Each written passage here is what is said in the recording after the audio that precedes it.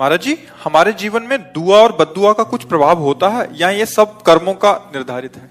दुआ का मतलब आशीर्वाद ही होगा। बद्दुआ का मतलब बुरे वचन बोलना, उसको साप समझ लो। शास्त्रीय भाषा में साप या वरदान, तो मुझे लगता है दुआ का मतलब आशीर्वाद और बद्दुआ का मतलब साप जैसे ऋषि जन देते थे, या कोई कटु वचन बोलकर जाओ तुम्हारा बुरा हो, ऐसा।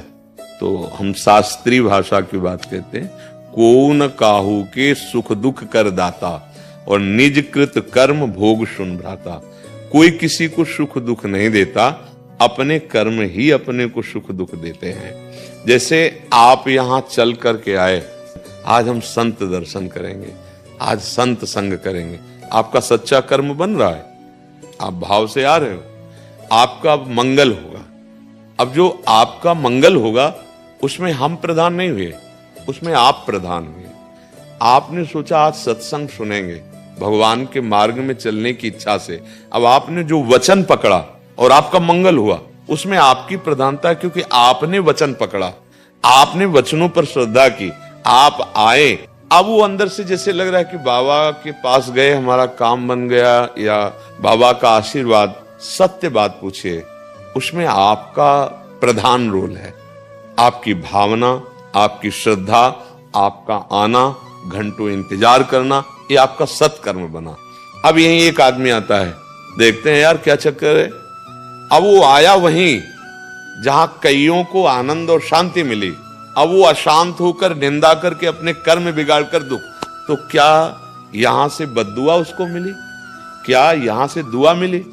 नहीं, उसका विचार, उसकी भावना, उसका कर्म दुआ, और उसका विचार, उसका भावना, उसका कर्म बद्दुआ। उसका कर्म ही उसे वैसे बन गया। नहीं तो भगवान सबके हृदय में आनंद सिंधु विराजमान है। गोस्वामी जी लिखते, सबके हृदय अछत विकारी, पर सकल जीव जग दीन दुखारी। आनंद सिंधु भगवान सबके हृदय में विराजमान, फिर दुख क्यों हो, चिंता क्यों हो, शोक क्यों हो, भय क्यों हो? क्योंकि हम भगवान का भाव ही नहीं मानते। मनमानी आचरण करते हुए ऐसे कर्म कर रहे हैं जो हमें दुख प्रदान करे, चिंता प्रदान करे, शोक प्रदान करे। हाँ, भगवान के आश्रित होकर हम ऐसे कर्म कर रहे हैं जो हमें सुख प्रदान करे, निश्चिंतता प्रदान करे और भगवत आनंद प्रदान करे। मुझे लगता है पूरे जब हम फाइनल पे पहुंचते तो अपना ही कर्म सुख और दुख देने वाला है। कह नहीं, हमारे ऊपर गुरु जी की बड़ी कृपा है, तो वो कृपा तब हुई ना जब आपने श्रद्धा की, आपने वचन माने, आप उनकी शरण में गए, आप उनकी बात के अनुसार चले। अगर आप ना माने, आप अश्रद्धा करें, तो भला फिर कोई बदल के दिखावे?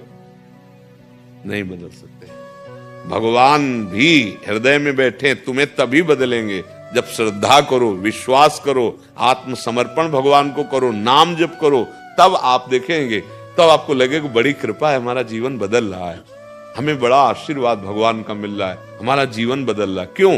आपने श्रद्धा किया, विश्वास किया। भवानी शंकरो वंदे श्रद्धा विश्वास रूपिणो याभ्याम बिना न पश्यंती। बिना श्रद्धा विश्वास के हृदय में विराजमान नहीं अनुभव में आ रहे। तो कर्म ही हमारा पूजा है और कर्म ही हमें दुख सुख देने वाला, पक्का समझो। अगर आपके कर्म ठीक हैं तो किसी से आशीर्वाद की जरूरत नहीं, सब कोई आशीर्वाद देगा जब आप भगवान की आज्ञा के अनुसार अच्छे कर्म कर रहे हो, जैसे गीता जी में आदेश है, संत जन जैसा करते। और बुरे कर्म तो अपने आप दुख मोल ले रहे हैं। आपको कोई बद्दुआ दे, हमें कोई बद्दुआ, जा मर जा, मर जाएंगे क्या? हमारे अगर कर्म सही हैं तो किसी भी ग्रह नक्षत्र, किसी भी विनायक, किसी भी शक्ति की ताकत नहीं कि हमें गिरा सके। अगर हमारे कर्म बिगड़ गए तो कोई बना भी नहीं सकता। ये भी बात समझ लो, बात समझनी है। अपने सुख दुख का निर्माण हम स्वयं करते हैं। हां, कर्म बुरा किया, अब तुम्हें लगा कि अंतर ध्यान हो गया, कोई जाना नहीं, अब वो फल देने आएगा, तब तुम्हें लगेगा कि भगवान दुख दे रहे हैं। कर्म बहुत सुंदर आपका बना और जब सुख देने आया और आप किसी संत के पास गए, भगवत मंदिर में, बोले उसी दिन से काम बनना शुरू हो गया, क्योंकि कर्म लागू हो गया शुभ। अब ये रहस्य ना जानने के कारण कोई निंदा करता है और कोई स्तुति करता है, लेकिन बात उसमें आप हैं मुख्य।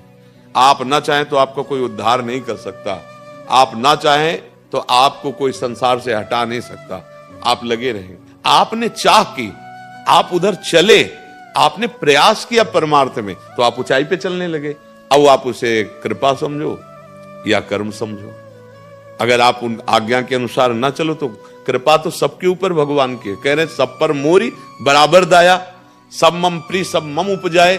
मेरे बच्चे हो, मैं सब पर बराबर प्यार करता हूं, फिर दुख क्यों? एक सुखी है एक दुखी है। बोले कर्म, अगर हम कर्म सही नहीं करेंगे तो किसी का आशीर्वाद नहीं। तो मुझे तो यही लगता है, भगवान आदेश करते हैं कर्मण्येवाधिकारस्ते मां फलेषु कदा। तुम अच्छे कर्म करो, फल की आशा न रखो, क्योंकि योगक्षेमम वहाम्यहम्, मैं स्वयं तुम्हें जो अप्राप्त है वो प्राप्त कराऊंगा, प्राप्ति की रक्षा करूंगा। कर्तव्य कर्म का पालन करो। तो हमें तो ऐसा अभी लगता है कि हमें कोई दुखी सुखी नहीं कर सकता, हमारे विचार हमारे कर्म ही हमें दुखी सुखी करते। यदि हम भजन करें, अच्छे कर्म करें, भगवान का आश्रय ले लें, तो कोई हमें दुख प्रदान नहीं कर सकता।